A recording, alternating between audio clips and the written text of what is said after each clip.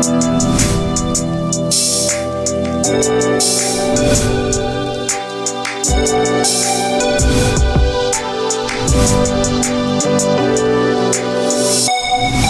day, everyone.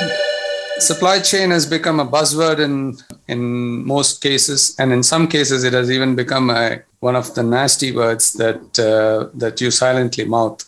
And the eyes of the world are on USA currently with the supply chain disruptions that we are experiencing, and especially on the San Pedro Bay ports of Los Angeles and Long Beach, the country's largest and second largest port complexes, respectively. As of the 6th December, as per Marine Exchange and info from the ports of LA and Long Beach, there were about 35 container ships at anchor, and more if you ask other sources, accounting for around 182,000 TEUs sitting outside, with around another 140,000 TEUs working at the berths. The average days at anchor for ships has been around 20 days at LA and 28 days at Long Beach. While this is still high compared to some of the ports around the world, it is much better than what we have seen in the past few weeks and months. Now, while these initial issues impacting the supply chain was said to be due to COVID-19, is it still the case? And can we attribute all the problems and issues plaguing the industry currently, which all of which ultimately affects the consumer, to COVID-19, or are there any deeper issues behind this whole saga? The answer to this question is up for discussion, and that is precisely what we're going to be doing today with our guests who know a lot about these issues and deal with them on a day-to-day basis at a business and governmental level. So welcome to this discussion on the impact of supply chain disruptions and mitigation with the Federal Maritime Commission. I'm joined today by Commissioner Carl Bentzel and Josh Brazil of Project 44 and Shabsie Levy of Shifl. Gentlemen, welcome and thank you for your time today to discuss what is perhaps one of the most viral topics, COVID aside, in the world today, and definitely from an American perspective. I would like to ask you to give a brief about yourself, and then we can jump straight into the discussion points. Commissioner, would you like to start? Sure. I'm a commissioner. I was appointed by President Trump to serve a term of 5 years as a commissioner. We have 5 commissioners on the commission, led by a chairman, and we're supposed to represent both political parties, and so there's a bipartisan mix. We get along pretty well. So it's the issues really are considered on the merits, not on political positions. And I've been working in Washington, D.C. on shipping issues for over 30 years. Worked in the House and the Senate as a legislative counsel. And so had a lot of experience on maritime shipping. And pleased to see you again, Harish. It's nice. I think last time you sent me a picture of a spectacular golf course in South Africa, and want to make it there at some point in my life. But nice to be back. Definitely, we will have to create some issues in South Africa, and you can solve them. I don't know if we can do that, but I'd make a trip to South Africa. Definitely, most welcome. Josh. Hi, Harish. Thanks for having me. Shabsie, Commissioner Bentzel, great to be with you today. My name is Josh Brazil. I'm the VP of Supply Chain Insights at Project 44. Joining you guys from our Rostock offices here in Rostock, Germany. I've been in supply chain software as a service going on about 10 years now. And my role now is focusing really on leveraging market data that our platform captures. Project 44 is a leading global supply chain visibility platform, as well as like a massive supply chain database that captures literally hundreds of thousands of global shipments daily in real time. So really on the ocean side, what we do is we analyze metrics related to everything from dwell times at ports, transit time between ports, trade lane volumes, transshipment rollover rates, blank sailings, on-time carrier performance, just to name a few. But really what all these metrics have in common is that they're all, indicators of supply chain disruption. supply chain stability. And what we do is we leverage these metrics really for our customers who want to plan their supply chain inventory, who kind of need to, read the tea leaves, so to speak, to predict really like future-based market trends and analytics. Yeah. So essentially, we help them make informed decisions. And in a nutshell, that's what myself and my team do here at Project 44. Great to have you here with us today, Josh. Shabsie? Thanks. Hi, my name is Shabsie Levy. I'm the CEO of Shifl. Thank you, Commissioner Bentzel, for making this happen. I'm getting a lot of positive feedback recently from a lot of our customers, seeing that the government is getting more involved, and we're very hopeful that with the right initiatives, we can, get past the issues going on now in the supply chain. I've been in the industry since about 2009. That's when I was still sitting at a fax machine getting documents in for shipments, or making phone calls and asking why the fax machine didn't deliver the documents. I've been at a different company for about 10 years. At that point, I started Shifl, which was early 2019, where we started our platform from the ground up based on our vision of how we see this industry being in 5 years or 10 years ahead. Every industry has evolved, and our industry is still in the midst of that process, but we see a lot of changes and a lot of upcoming innovation in our industry, and thankfully we're in the forefront of that. We have a team of programmers, and we're developing wholly in-house software, basically around how can we improve the customer's experience and streamline the process. At this point, we have the ability to kind of one supply chain ecosystem where our customers, vendors, suppliers, and truckers and warehouses can all join the same ecosystem, use the platform, use the operation tools we have to collaborate on the process, and therefore streamline the efficiency and make things far more efficient. Great, thanks Shabsie, and thanks for being with us today. Commissioner, let me start with you. As I said in my intro, depending on who you ask or which side of the fence you're sitting on, there are between 35 ships as per the ports, or 95 container ships waiting outside LA and Long Beach to berth and commence cargo operations. How did we get here, and how come no one saw this coming? I mean, this has not been normal. So, is there some background to this? Yeah, I think this arises occasionally, though. During the Hanjin bankruptcy, we've had issues periodically with major congestion during labor disruption. So it's happened before, never to the scope of what we're experiencing right now. And the pandemic was the primary causal factor in this. We basically went in the beginning of the pandemic in February, March, from container volumes that were down about 20 to 30% throughout the United States, to 3 months later in the early portion of the summer, when a resumption of manufacturing started up again in China, to 20 to 30% increases as the United States consumers invested in PPE and at home consumption of goods, and changed the structure sort of our economy to rely to a greater extent on ocean shipping, and that we simply didn't have enough chassis, intermodal chassis at the port of LA Long Beach, and that was the primary problem that initiated the levels of congestion that we're seeing, and really they've been sustained since that time. We've never been able to recover. We've had additional issues with the Suez Canal, the blockage of the Suez Canal, COVID-19 and the southern ports in China and Vietnam, and really we have not been able to adjust from those twin issues: the issue of increased consumption and sales, and the early congestion caused by that sudden swing of trade. It was almost a a 50 to 60% swing in volume. And we just couldn't adjust to that.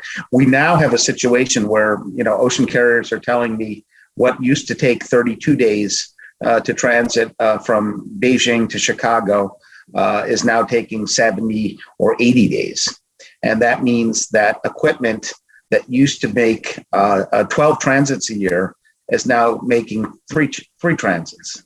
And so, I was talking to Lars Jensen, who's with consultant, and he said his estimate is worldwide that we've had congestion that caused approximately a reduction of capacity of 13% worldwide. Worldwide, you've had about a 1% increase in containerized traffic. In the United States, we've seen much more than 1%. So you can attribute to congestion to maybe 20%, 30% reductions in total volume or capacity. Excuse me. Yeah, that sounds plausible, and a lot of what you discussed yesterday was also true. Josh and Shabsie, would you like to share some views on this? What is your views on this?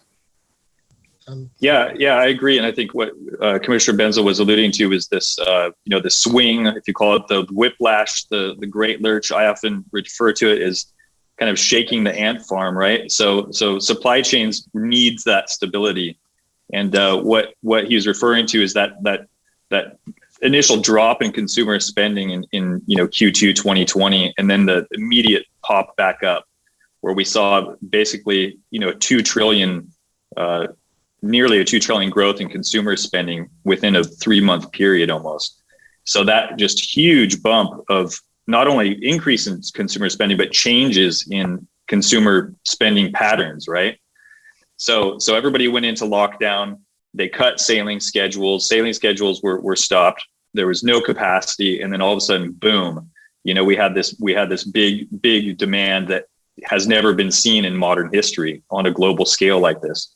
As far as I've been around, so the supply chains can't deal with this. Remember, like, supply chains have been doing everything they can to become just in time supply chains for the last 30, 40 years, having minimal buffer stock, just in time manufacturing.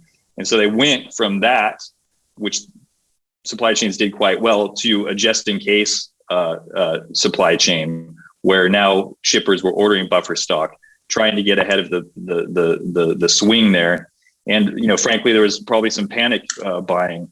So all of that combined with probably the ongoing trade trends that have already been happening over the last 30 years, where the U.S. especially has become more and more reliant on China. You basically had that entire pipeline go into Los Angeles for all of that incoming that was ordered now online as well, and just the infrastructure is just not prepared for it. Supply chains are need stability, they need predictability, and just in time supply chain is based on predicting demand, and I don't think anybody predicted that one. So, Shabsie, anything to add to this? Yeah, sure. So, recognizing that our equipment is very equipment intensive, it's not an office where we can just work late hours and push in more volume. We have physical containers, physical equipment, physical vessels moving. This has been a trend that has been going on to a obviously far lesser extent, but we have an annual increase in products as we approach the holiday or prior to Chinese New Year, when things become very chaotic. And actually the rest of the year is when ships are shipping empty, and the total opposite is true when carriers are losing a lot of money. I think a big contributor to what's happening is the reactive model that we have right now in the industry, where essentially there's no predictability, and we have no way to have visibility into what's coming up in months from now. If we were to sit here and discuss what is pricing and demand for March, what is pricing and demand for April, no one knows what is going on ahead of time. And as I will elaborate later, I think there's a direct contributing factor to the reason for that does not incentivize companies to plan ahead. There are companies right now that already have their plans for March, for April. They're producing cargo. They know exactly how the production is going to look like. But other than them knowing that internally, the carriers have no visibility to that. The market has no visibility to that. And as I will elaborate later, it's a result of the way our system operates with the GRI system, where we don't have a dynamic pricing model where we can just book containers ahead of time that are not subject to an increase and are priced strictly based on supply and demand at an early time versus the current model of booking containers and at the last minute being increased based on the carrier's discretion. And I think this model makes our industry very reactive and also incentivizes the chaotic situations to an extent where that will be more profitable in certain times. I think getting a system which is more stable, more dynamic, and booked ahead would have a lot of would be a big contributor in bringing this industry to a proactive stance where we can plan ahead. And in the case of what happened, obviously there was a sudden uptick with PPE equipment coming in, but those probably had a little bit of visibility ahead. And the biggest issue in the industry is the ripple effect. If one thing goes wrong, that affects into so many different things that we're still seeing the ripple effect of something that happened a year and a half, 2 years ago, just because one thing has to go wrong and that will ripple into what's happening right now. That's true. That's true.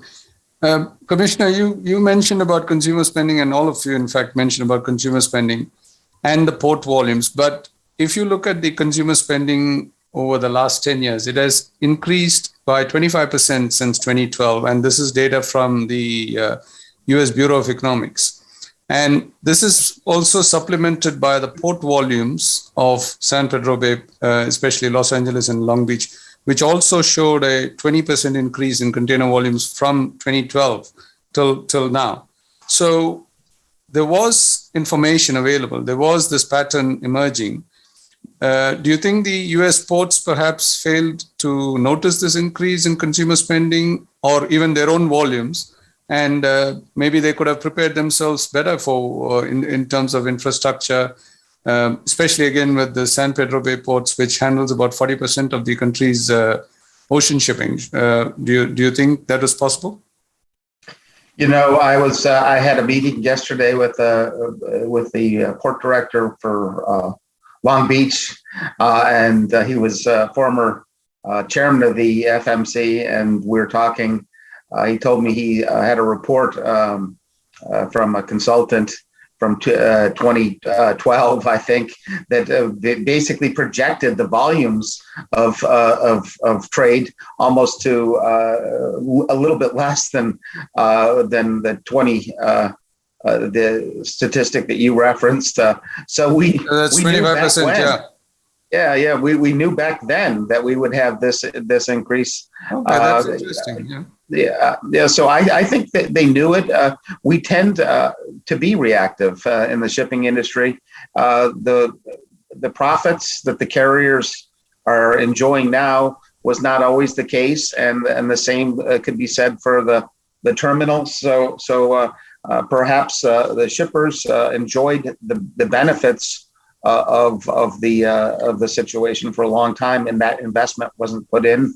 But I will say, LA Long Beach and most of the U.S. ports, they were ports before they were cities, and now the cities have grown up around them, and there just isn't room to plan new infrastructure projects in those areas that are substantial enough to accommodate the trade. So we have to really look at different areas, different efficiencies, whether or not different ports should be utilized, inland cargo destinations, enhanced railroad. So there are some challenges just at those ports in achieving infrastructure growth, and so that has compounded the issue of how we need to address it, and that's why technology is probably one of the best bets in moving forward, given the constraints on growth. Yeah, and Oh, wow. So the ports have sort of maxed out in terms of physical space and capacity. Speaking about technology, Josh, you've been tracking container dwell time data, port congestion data, etc. What is your take on how and where these issues started, and who do you think should bear this container dwell time fees, although it has been repeatedly deferred? If it comes into effect, who should be bearing that? Right. Well, the dwell time data, LA and Long Beach, is really interesting. What we saw really around July 2020 is we saw the number of berth vessels rising from on average about 15 vessels per day to about 50 a couple months later in Q4 of 2020. So that's really like a 230% increase. So for as long as the longshoremen really handled the incoming boxes well at that time. So you saw a lot of rallying around Long Beach to handle those incoming boxes. Don't forget, that's when the first round of stimulus checks went out in April 2020. So you definitely see that stimulus spending package that we talked about increasing just a couple months later, the number of incoming ships coming in there. So about 1 year later, around early summer, June, July 2021, those vessels boomed again. And we saw the berth vessels climb, and traffic peaked at over 75 containers or container vessels waiting for berth. And so, really, there was nobody waiting for berthing slots before that, maybe 5 vessels, on average, but that's almost a 1,400% increase in vessel traffic there. So interestingly, though, import containers have not really gone above 10 days at LA or Long Beach. So really, for the last few months, they've averaged around 5 to 6 days. That's still double what it used to be back in 2019 at around 3 days. However, what's interesting, though, is the export containers are taking much, much longer. So we're seeing in our data an average dwell time of around 11 days. And that's twice of what import containers are. Port is really taking a beating. Yeah. So really, this tells us the problem is really getting those boxes off the docks and onto ships. And we're definitely seeing those dwell times grow rapidly again as of last week. There was some progress made, with the threat of the fees in the weeks prior to this, and they were starting to move boxes with some sweeper vessels, but it seems to have hit another logjam here, and we're seeing those dwell times rise up again. So as far as your question as to who should pay the fees, right? I think politically it's easier to charge the carriers. I know they don't want to do that. That's kind of the nuclear option. But look, at the end of the day, those fees will be passed on to the shippers, and the shippers will pass that on to the consumer at the end of the day. So we'll see how it goes, but they may have to actually implement those fees if these dwell times continue. There's been some recent reports that the number of container ships waiting outside has come down. At least that's what the ports are saying. But at the same time, there's also reports that this is because of the change or the shift in the geographical demarcation due to the port regulations and port queuing system. Which side are you leaning towards? Right. So measuring vessel traffic has always been a moving target from the onset of this pandemic here. We used to measure traffic, just outside of the port within the anchorage zone, and of course that grew and grew and grew. So we were originally measuring about an 80 nautical mile radius. That's about 92 miles out to sea. But yes, with the change of this regulation, obviously they don't want that many ships. There's a lot of air pollution that they create close to shore. So they've put those very offshore. And if you're looking at the live AIS vessel maps, they're really, really offshore. You're going down to Mexico, but there's still about 50 large container vessels that are dwelling or slow steaming on that. So really the change of weighting has in a way been pushed all the way back to the port of origin. waiting for that queue because they're just not going anywhere, but they don't want them sitting so close to the coast like that. So nobody knows where the queue is ending. It probably stretches all the way back to Shanghai. Commissioner, did you want to add something to that? Yeah, sure. I've had a lot of interaction with the California port directors recently, but I think the statistics are about the same as what they were. We're looking at 90 vessels that want to be at berth, over 90 vessels that want to be at berth. I did, talking to the port director of Los Angeles, he indicated he had 90 vessels en route. You know, they changed they came up with a new term that I've never seen before. The term is loitering, and I've never seen that used. Yes. Yeah, and I thought, well, they're not really loitering; they're waiting for a spot. And so I don't particularly like the term, but it's a term we're now using to indicate vessels that want to be at berth. And we'll have to take a look at that. But yeah, no, we're going to see another surge of vessels coming into wait per spot. And I think, as Josh said, we never had waiting times prior to the pandemic, and dwell was basically the ports. Our terminals are structured to have about 3 days of dwell, and now we're seeing double the times or triple the times in dwell, which is not always. The interesting thing is it's not the handling of the cargo from ship to shore. It's really getting it through the intermodal system, getting a chassis, getting a truck driver. And there's some evidence that the warehouses in the United States just don't have any more room. So shippers are leaving cargo in our terminals for longer than we need. So yeah. Shabsie, are your customers feeling the same thing? Have you heard anything from them? Because I'm sure you would be receiving complaints as well, because on one side, the freight rates are going up, and on the other side, the freight rates, you're tracking the freight rate data, and it seems to be going up. But on the other hand, the dwell times are also going up. So are customers getting a sort of a raw deal here, paying more for lesser services? Oh, absolutely. We've analyzed recent data talking about the dwell fees, and we've seen the discharge to the gate out time improving nicely. So it seems like just the threat of the dwell fees are getting containers moving a lot quicker. But I believe the dwell fee itself is very unfair.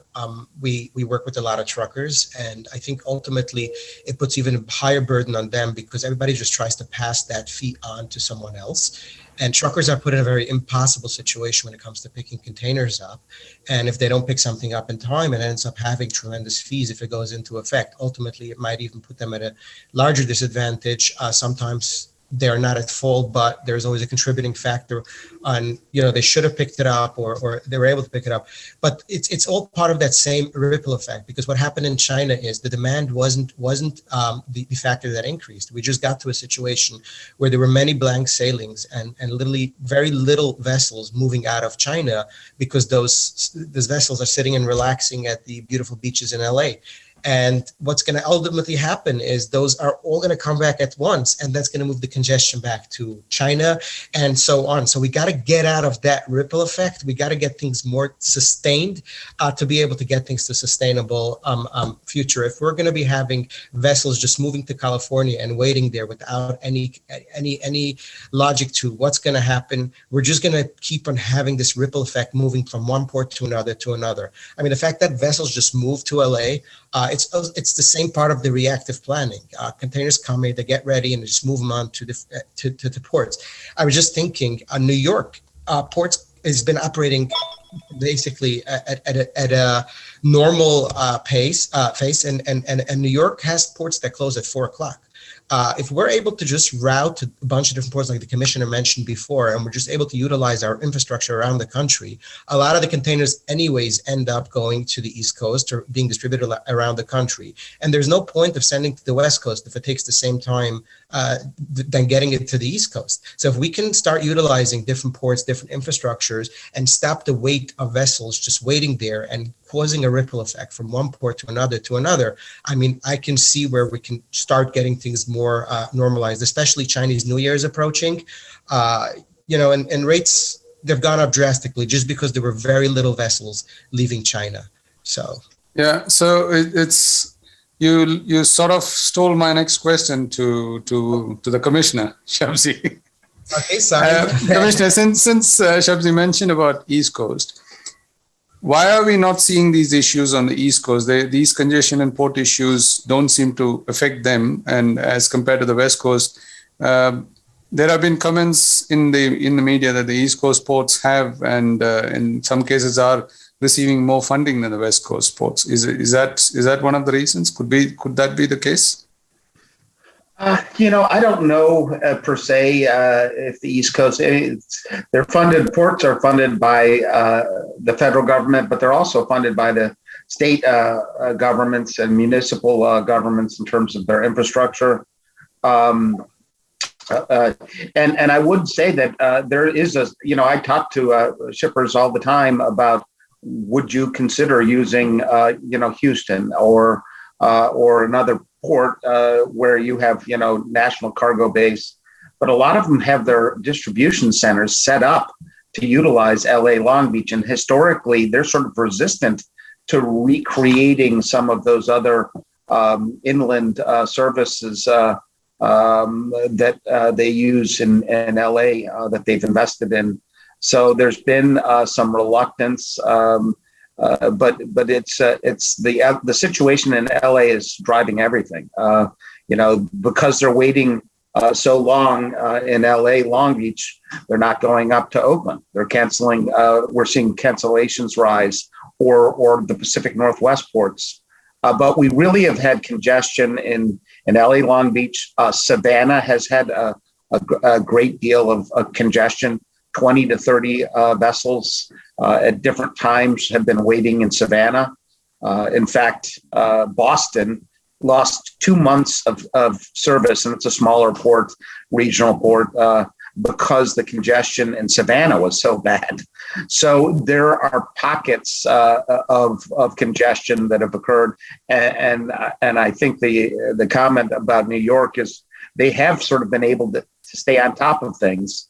And they've worked through it, so it can be done at different ports. But I think we're going to have challenges, and I don't think things are going to slow down during the Chinese New Year this year because we have such a backlog of need that the vessels are going to continue to come. So I wonder when we can get out of the ripple effect. But there's evidence now that there's increased willingness to look at different ports. They're chartering probably vessels that shouldn't be serving the container trade and putting them in places like Portland, Oregon, which really didn't even have a container trade 2 years ago. Now is going to see substantial volumes.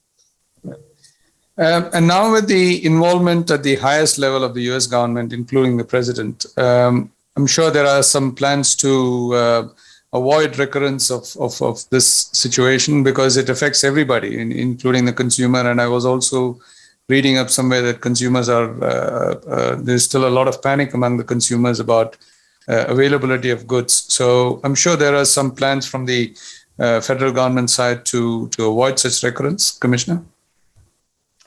So there's a couple of things that the president has appointed a port envoy who's working with the private sector. They're having meetings twice a week to talk with the industry about steps that we can take in the short term to try to alleviate some of the pressure. We are having inflation as a result of shipping. It's the primary cause. I don't think the public knew that we were as connected to ocean shipping as we are. But all over, you can talk to anybody in any sector of the economy, and they're feeling some aspect of it. I was in Utah and talking to home builders, and they said that they had planned for 200,000 units of construction in this past year, but they'd only have been able to complete 140,000 of those, not because they didn't have a market, but because they couldn't get certain products that went into the construction of the house. So it's a substantial impact throughout the economy. You can go into a restaurant and they'll tell you they're not getting straws, or so yes, but short term is going to be adjusting cargo to different places, working on fees on dwell, and longer term, we're starting an initiative at the FMC to look at transparency of information and to facilitate longer term planning abilities, to harness some of the data sources that are there and standardize them, and paint a better common operating picture at the major U.S. ports of what's going on, from the carriage of goods and the vessel to the terminal operations, to the logistics operations, inland operations, so we can get a longer term program of visibility and transparency, to hope that we can use that to alleviate some of these pressures and plan more effectively. But we're really in a triage mode right now, just trying to make sure that we're moving cargo in that's essential and critical as best we can. And so there's focus on it, but this is an issue, that we really probably can't control, even through governmental actions. We have to work with the industry, long term and short term, just do what we can to move cargo. Very true, very true. Josh, Project 44 provides visibility solutions to all levels of the supply chain. Is there any technology that the government can use that maybe help them identify, preempt, and prepare such incidents in future? Right. Well, of course, what we are is a real-time visibility provider, so that's a great place to start. So apart from predicting consumer confidence or predicting pandemics in the first place, you probably want to start as with real-time visibility. So yeah, that's what we do. That's our bread and butter. Project 44 is already mapped, really the entire shipment life cycle. We've standardized data. We've developed predictive ETAs for shipments, based on machine learning and AI principles. So those predictive technologies are there. Standardization is also there. There's a lot of talk about standardization. I've heard for this initiative. So that's what software companies do, and we've done that from everything from low codes to timestamps. Is it UTC? Is it local time? There's so much detail within it. We've standardized AIS vessel status codes, carrier milestones, and shipment statuses as well. So standardization will be the key to sharing and consuming data, across the supply chain. At Project 44, we talk a lot about the network effect, and the network effect is, essentially what we're doing here on Zoom, right? Everybody knows that Zoom is the place to go.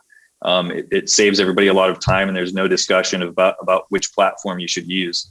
So we work a lot on that. And that's a lot of our strategy, is to get 3PLs, LSPs, NVOCCs, carriers to sign up to our network. And the more that sign up to the network, the more value it brings to everyone. So yeah, using the same platform, standardizing that data, and using that data, that growing set of data, to apply more predictive and machine learning and AI applications to that big data is really the way to go. Yeah, technology is covering many aspects, and it's involved in everywhere, and it's now attracting attention, as I said, at the highest level as well. Freight forwarders are involved, digital freight forwarders are involved, carriers, truckers, everybody is getting on the technology sector side of things, and definitely, yes, visibility should be a good option. Shabsie, there's also calls from the industry in general to involve the FMC to a greater extent to assist with this issue of freight rate increases, congestion, and other issues. What is your view on this, and how far do you think the FMC should go, or how much can the FMC assist here? Right. So the FMC is involved. The industry is regulated by the FMC.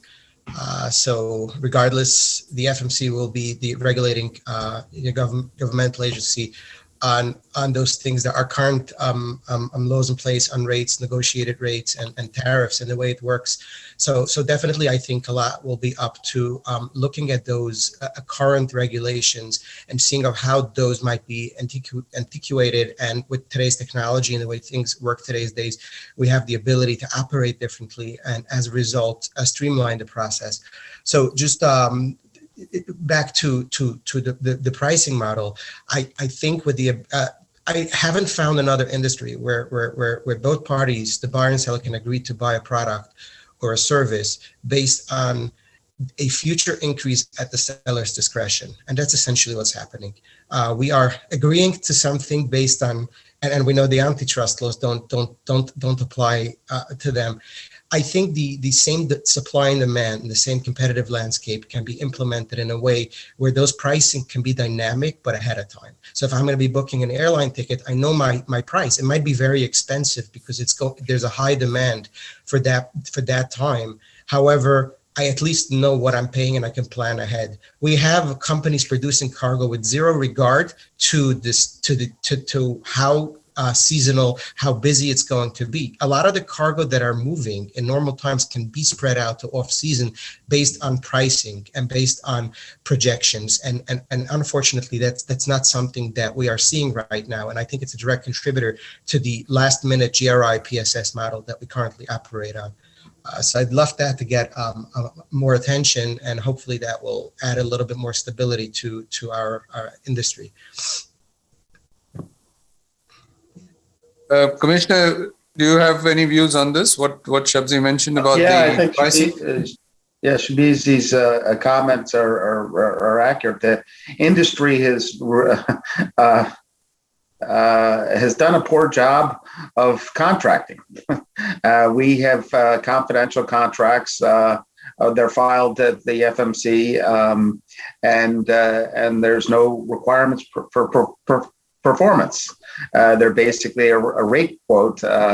And so we're looking, whether or not we should put additional requirements in the contracting process, but we don't per se regulate rates. We look at whether or not practices are unreasonable, but we authorize contracts to be used. And the contracting process has been pretty slipshod over the years because there was a lot of capacity. There wasn't problems. And in fact, the shippers at the time would like flexible contracts because they might be able to get a better rate, and they didn't want to be beholden to a contract. Now the reverse is true. These contracts are sort of loose. They don't have requirements for commitments for performance, and now the shoe is on the other foot. The carriers can wait and get spot rate GRI cargoes for much more than their contract rate. And since the contracts are loose, they can avoid application and make more money, and that's what's happening. So I think the industry will be looking at this a lot closer in the future. You do see New York Shipping Exchange, for instance, tries to put requirements in an online platform mandate performance standards through the contracting process. But really, it's going to be up to the industry to decide. We need to set up, commitments for movement that are binding commitments that specify performance. So I think there's a role for us to take a look at that process, but really it's freedom of contracting. And so far the industry has relied on a really flexible, I contend that they're not even contracts because there's no binding obligations. So I don't know what they are, but I hope the industry looks closely at that process and decides to tighten it up because the result is the market is much tighter than it's ever been in ocean shipping. There's less capacity, there's more cargo. And so it's really sort of up to them to address that through their contracting process. Now, I know all of you guys are quite busy, especially you, Commissioner. So before we close, I just want you to, just for the sake of it, can all of you look into your crystal ball and tell me when this thing is going to get back to normal? So I don't think it's going to, we're talking about the ripple effect. I don't think the ripple effect is going to end this year or even next year.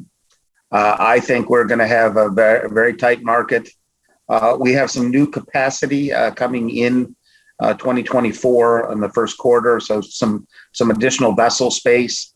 But we still may have problems just on the intermodal side of moving cargo. So I don't see a let up really at present. It's too far out for me to even see. Talking to the industry, they are foreseeing major continued pressures on the industry.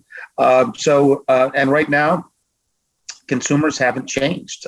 They're even with inflation, they're still buying. The market is very strong in the United States, so I can't see that either. So I just don't. I don't see a change. It's too far out. It's beyond the shoreline. I can't see that far. So unfortunately, I see it continuing. George, do you want to give a month, year when you see it? Read the tea leaves, huh?